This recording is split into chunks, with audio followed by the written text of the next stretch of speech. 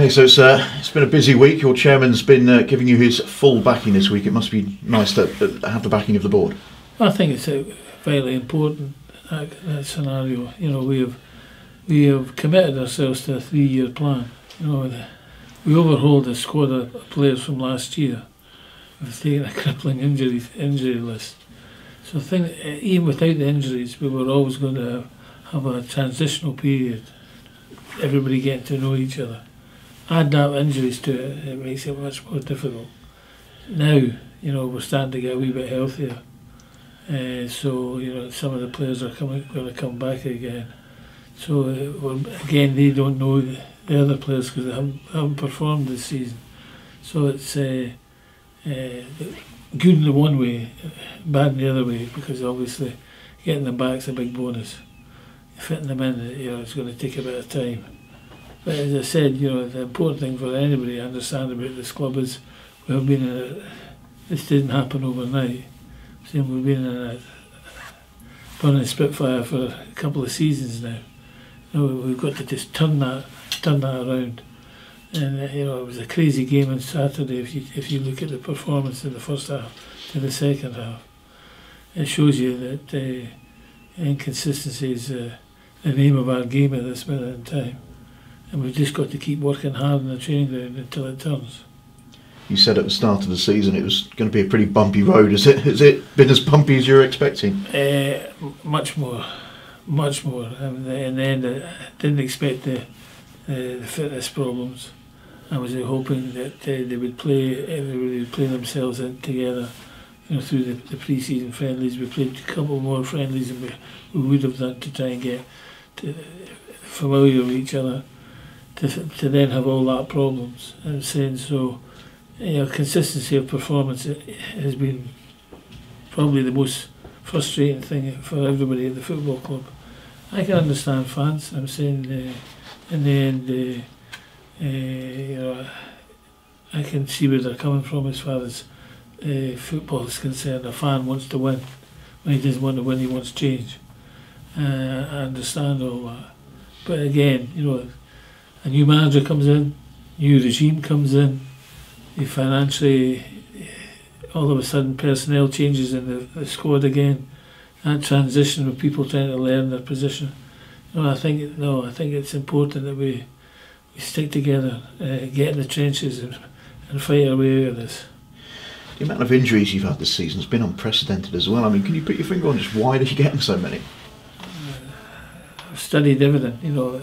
I'm wondering if it's my training, which it is. I'm saying, you know, we do the same training I've done over the years, and I've had a very, very, you know, injury-free time as a manager. Really, I'm saying, so it's not that, you know, the warm-ups look as good as I've seen. I just can't put my finger on it. You know, at the end of the day, we're picking up niggling knocks all the time. I think a couple of boys have got wee niggles from today's training, you know, so, you know, it's just goes from bad to worse. And to add to it, you've lost Stephen R for Warriors now for the remainder of the season? Well, yes, I'm saying he's going to need an operation of some sort. He's went back under the medical team at Fulham, so, you know, and I wish him well. So we're now short in that department. I'm saying, so it's something we're going to have to address. You know, I think it's important we get over Saturday's game first. You know, we have another free week next week, which enables two of the boys that have been out injured to come back into full training, Tozer and Shawalmey. So we're looking forward to that. And hopefully, as I said, we can then decide which way we go, which area we address as far as bringing players in. You've got a long and distinguished managerial career. Is this the toughest period? It's something I did at Southend. I revamped the squad. We didn't have the injuries. So, you know, I've been used to doing it. But we brought a lot of young players in. People who were here last year, you know, the clubs that allowed us to have loans last year, gave us good players, you know what I mean? The problem now is I think there's more of what someone would use, thought that the First Division is a benefit in kind to young Premier League players rather than the Division 2. So we get a younger type player, which again puts us in transition. But I think it's important, that we just sit down and just calm ourselves. We could panic and charge out there and grab who we can get for body count and everything else, and we'd be sitting here a month down the road, full topped up budget, and no opportunity to bring players in. We'll get through Saturday. We've got a free week next week. We'll take stock of the situation. We'll decide what areas we have to cover. We're hoping that the two boys come back and no problems. We're hoping that Nigland knocks we picked up today aren't of any consequence, and then we have a bigger squad to train next Monday. So it's on to the weekend. I suppose you could probably do without the near 700-mile round trip to Carlisle. Yeah. I'm saying I'm glad we've got a free week next week.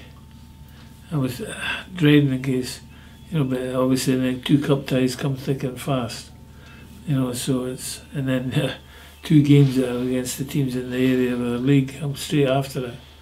So we want to be geared up. The freshness of the cup ties will be a benefit in kind, enabling me to maybe use a couple of the boys coming back, and maybe enabling us to bed some players in as well. So I think 10 days break for a league game, I think could be a benefit. So on to Saturday when you do face Carlisle, that long trip up north. What can you expect from them? Because they're just outside the playoffs and they're pushing, aren't they? Yeah, they've got good players. I think like Keith Carroll's been in, this is his second season, and he's brought decent players in, moved a few on, and he's got a solid squad. That have won.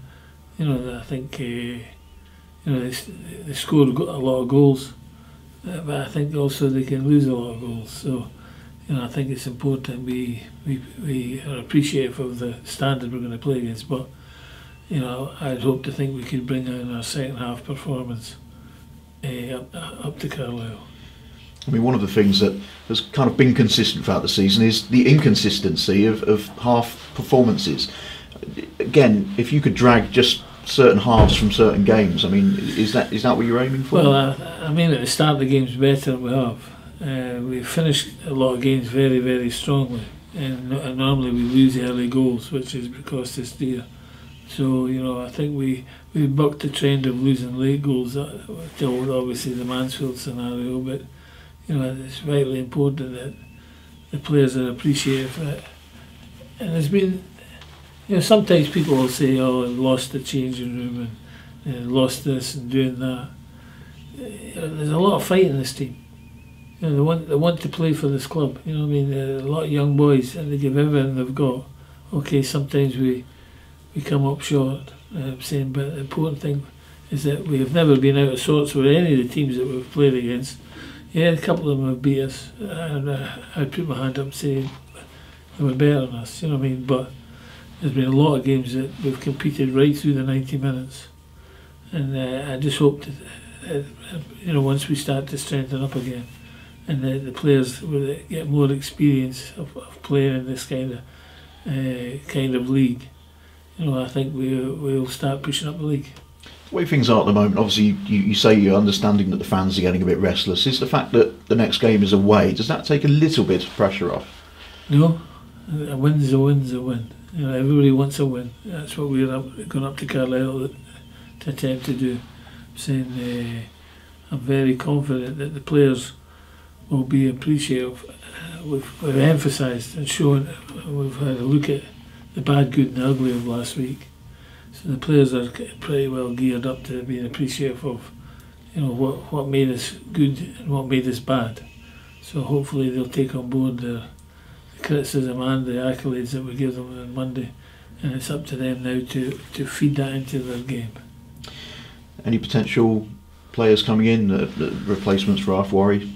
We've started obviously the search for that kind of thing, but it's a very difficult scenario to all of a sudden, and I don't want to rush in and pick the wrong one. you know, and would make a list up of certain positions we would like to strengthen, and basically we'll take it from there. So do you think it might be a case of having to be a bit patient until the January transfer window opens, so you can, as your chairman said yesterday, move some players out to bring some in? Yeah, I think that's important. You know, I think any manager who had a turnover of players I had, you've got to put your hand up. You make mistakes.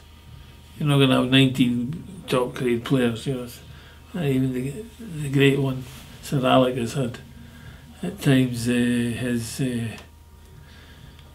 his card marked that he maybe not picked the right player, and so in the end you've got to talk to these players and let them be appreciative that they're not in the plans and that they should be playing somebody, and move them on, hopefully enabling you to bring one or two of the players I think could benefit us. I mean, I suppose the one thing you could say about the whole situation is it could happen to any club, you know, whatever league you're in. I mean, look at Chelsea.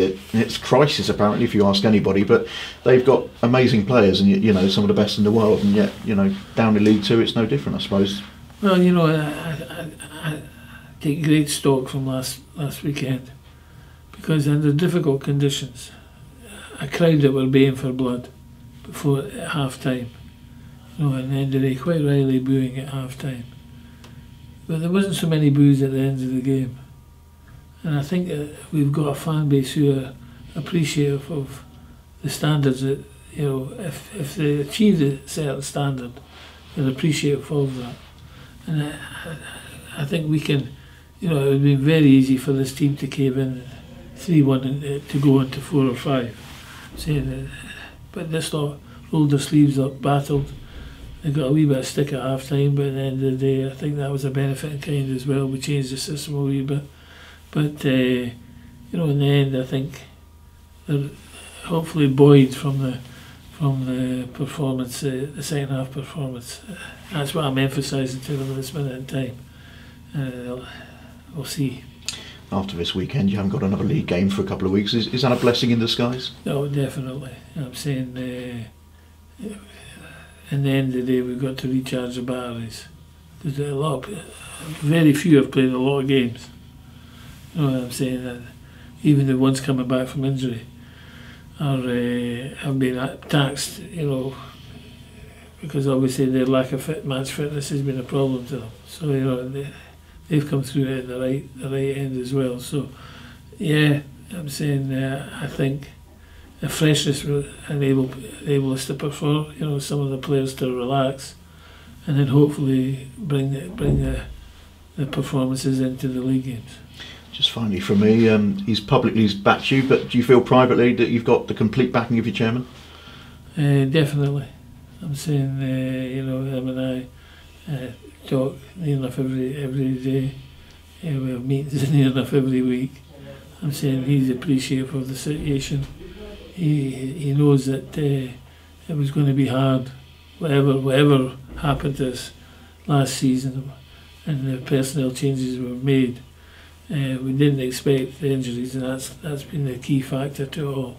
But once we get healthy, once we get back, pick up a couple of wins, I'm very confident we'll turn this around.